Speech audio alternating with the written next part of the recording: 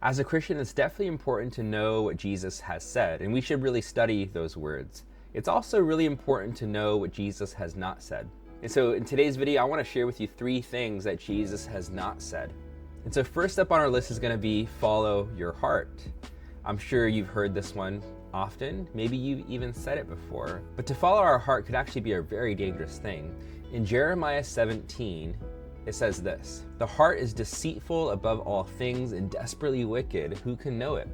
I, the Lord, search the heart. I test the mind, even to give every man according to his ways, according to the fruit of his doings." So what do we learn from this? Well, at the very least, what we learn is certainly without Christ, our hearts are deceitful. They are unable to be anything other than that. They can't do good. Our hearts can't dwell on goodness or be holy or be righteous. Even in the New Testament, Paul writes a lot about this. We have to walk by the Spirit and not gratify the desires of the flesh, which means, well, the heart, which is part of the flesh, still often will want to do the sinful, the selfish, the prideful thing. And so to tell someone to follow your heart, or for you to personally believe, like, at all times, I'm gonna follow my heart, we have to know, especially as a Christian, our hearts will deceive us. Our hearts are often going to be wrong. I can't tell you how many times I followed my own heart and I ended up doing the wrong thing. I sinned against God, I sinned against myself, I sinned against someone else, maybe through anger, who knows what it could have been. But the problem really is that I was just simply following what I wanted to do in the moment, or just selfish desires.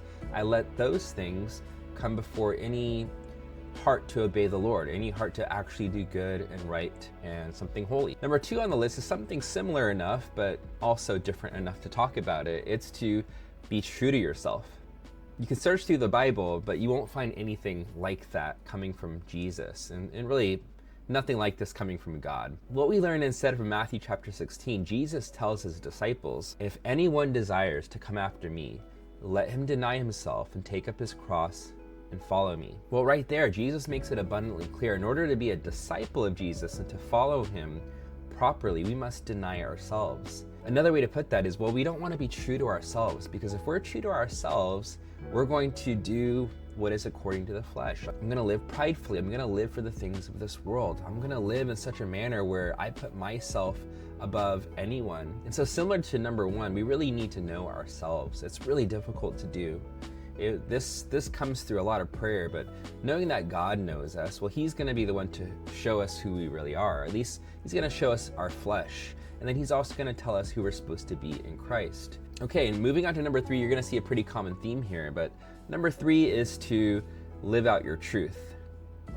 Again, a thing that we see quite often, and it's really come up in the last, I don't know how many years, maybe 5 to 10 years or so in our culture, in a really big way, where people are always told, hey, you should live your truth or speak your truth. And these things are told to us in such a way that really doesn't make much sense, because if everyone's truth is equal, well, how come in certain situations, one person's truth is seemingly more important than the other person's truth?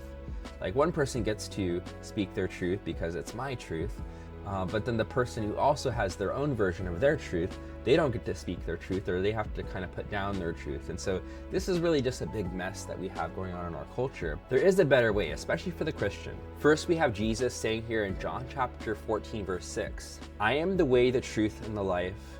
No one comes to the Father except through me." And so the connection that we have to make there is really, I'm not here to speak my truth. I'm here to speak the truth of Jesus Christ. And in a sense, when you speak your truth as a Christian, what you should be doing is speaking the truth of Jesus. So really, your truth equals the truth of Jesus. That's the goal here. And so when we speak our truth as a Christian, we're really speaking the truth of Christ. Let me share with you another one. This one comes from Proverbs chapter 3, verses 5 through 7. And it says, "Trust in the Lord with all your heart, and do not lean on your own understanding. In all your ways acknowledge him, and he will make straight your paths. Be not wise in your own eyes. Fear the Lord and turn away from evil." And so what do we see there? We see the call to trust in the Lord, to not lean on your own understanding. And if we do this, in every way, he's going to make your path straight.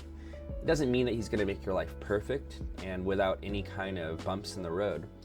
But what it will mean is that as far as living the truth, as far as doing the right and the actual good thing according to God and his truth, you will do that. He will lead you down that path. The opposite will be true when you try to be true to yourself.